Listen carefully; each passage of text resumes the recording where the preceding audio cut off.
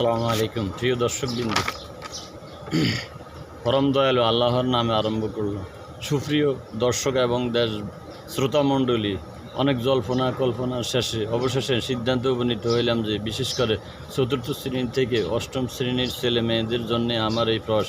তাছাড়া কম শিক্ষিত এবং অর্ধশিক্ষিত ভাইয়েরাও এই ভিডিও দেখে ইংরেজি শিখতে পারবেন এবং বিদেশ গমনে ইচ্ছুক তারা ভিডিও দেখে বা শুনে ইংলিশ স্পিকিং শেখা সম্ভব অবশ্যই, কারণ এই পদ্ধতি খুব সহজ ব্যাপার।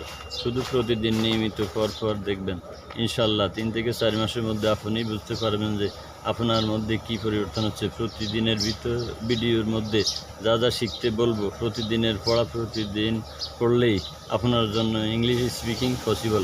ধৈর্য ধরে নিয়মিত ডেইলি রুটিন পড়া শেষ করবেন প্লিজ ভাইয়েরা।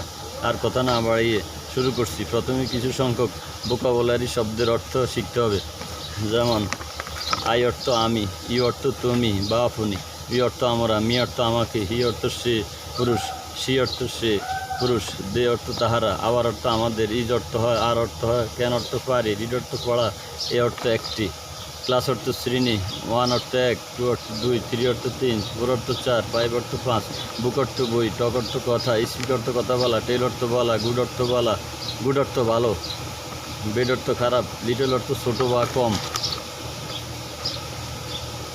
সম্মানিত ভিউয়ার্স, এই শব্দগুলো বারবার পড়বেন, মুখস্থ করবেন, তাহলে আপনি প্রতিদিনের পড়া ঠিকমতো পড়লে অবশ্যই ইংলিশ চর্চা করবেন বন্ধুবান্ধবের সাথে এবং কথা বলতে পারবেন ইনশাল্লাহ।